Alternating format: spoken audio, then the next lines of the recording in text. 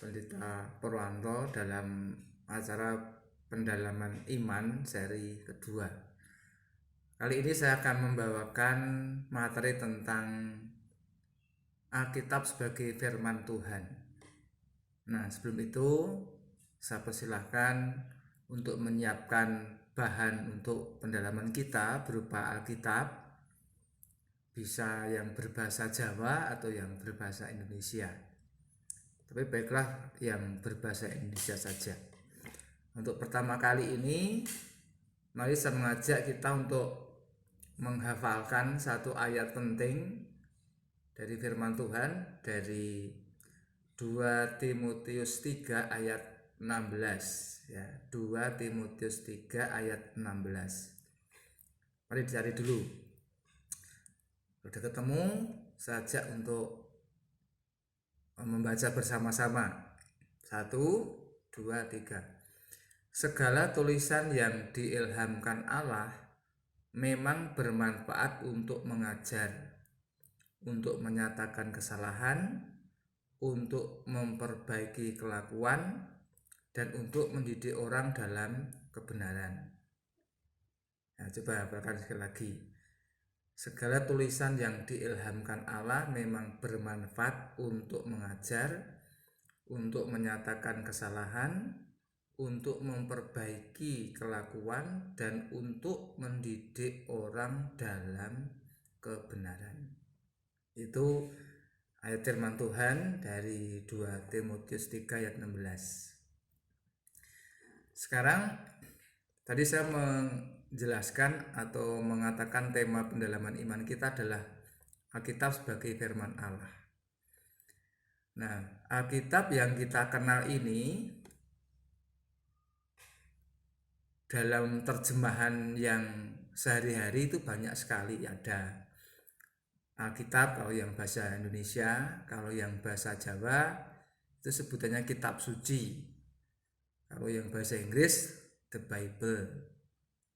Nah, sebetulnya kitab ini sudah diterjemahkan oleh Lembaga Alkitab Indonesia yang di Indonesia itu dengan berbagai bahasa. Bahkan bahasa daerah.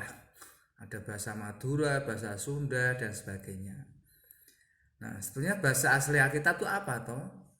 Nah, mari coba dibuka di kitab suci kita di bagian daftar isi. Itu ada dua bagian penting, yaitu Alkitab Perjanjian Lama dan Alkitab Perjanjian Baru. Nah, kenapa dinamakan Perjanjian Lama? Karena kitab-kitab suci dalam rangkaian Alkitab itu memang berisi janji Allah pada waktu dulu. Begitu manusia jatuh dalam dosa, itu langsung menjanjikan keselamatan. Maka Alkitab dikelompokkan dalam perjanjian yang lama. Nah, sedangkan yang perjanjian baru itu artinya janji itu digenapi menjadi baru. Dan penggenapan itu terjadi puncaknya dalam pemberitaan Yesus Kristus. Jadi kitab-kitab itu menceritakan kesaksian orang percaya tentang janji Allah yang sudah baru dalam karya Yesus Kristus. Maka dinamakan perjanjian baru. Jelas ya, kenapa dinamakan perjanjian lama dan perjanjian baru. Jadi patokan dari kehadiran Yesus Kristus. Nah, sekarang mari kita lihat untuk di daftar isi ya. Nah, kenapa dinamakan perjanjian lama sudah saya jelaskan. Sekarang bahasa asli Alkitab itu sendiri adalah apa sebetulnya?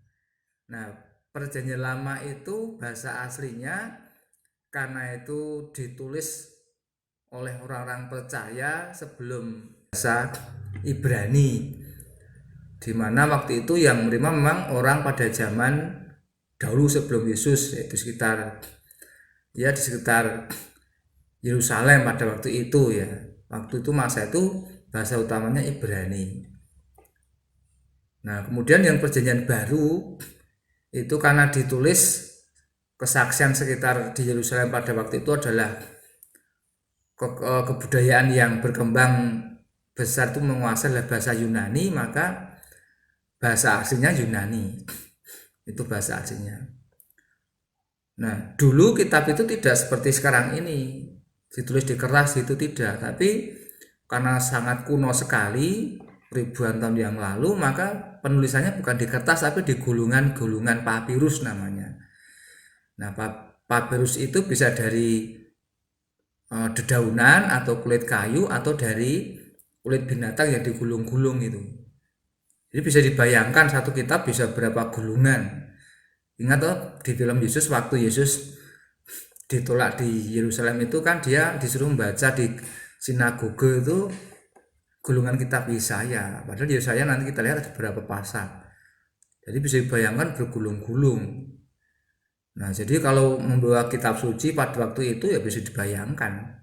Sangat banyak gulungan, tidak mungkin kan. Maka waktu itu disimpan di sinagoge atau bait Allah sehingga orang waktu membaca ambil satu gulungan sesuai topiknya atau pasalnya berdibaca. Tapi karena zaman modern sekarang dibuatlah kertas. Nah, nanti di suatu kali saya akan menceritakan proses terjadinya sampai Alkitab ini dibuat kanon atau pengelompokan ya. Nah, sekarang mari kita mudahnya akan teliti. Siapkan Alkitab kalian, kemudian coba sembari membuka. Nah, mari kita lihat daftar kitab kita di Perjanjian Lama. Coba dimulai dari kitab yang pertama apa? Silakan dibuka ya. Jadi tidak hanya mendengar tapi sambil membuka. Merasakan oh kitab Kejadian itu yang bagian ini misalnya. Mari silakan. Nah, kitab Perjanjian Lama yang pertama itu Kejadian. Ya, sudah. Cari Kejadian ketemu. Dan kedua Keluaran, lalu Imamat, lalu Bilangan, lalu Ulangan, lalu Yosua, Hakim-Hakim, Rut, 1-2 Samuel, kemudian 1 Raja-Raja, 2 Raja-Raja, 1-2 Tawarikh. Tawarikh itu atau sejarah suci itu ya. Kitab Nabi Isra, Nabi Nehemia, Esther, Ayub, Mazmur, ini puji-pujian. Kemudian Amsal itu kitab-kitab kebijaksanaan. Lalu Pengkhotbah, Kidung Agung itu syair-syair indah atau kidung ya. Yesaya, Yeremia, Ratapan, Yeskiel, nama nabi. Daniel juga nama nabi. Hosea, Yoel, Amos, Obadja, Yunus, Mika, Nahum, Habakuk, Zefanya, Hagai, Zakaria, Maleaki. Jadi kitab terakhir Perjanjian Lama adalah Maleaki ya, betul. Nah, kitab paling pertama dari kitab Perjanjian Lama adalah kitab Kejadian. Nah, Kejadian, Keluaran, Imamat, Bilangan, Ulangan itu adalah dikenal dengan kitab Taurat Musa.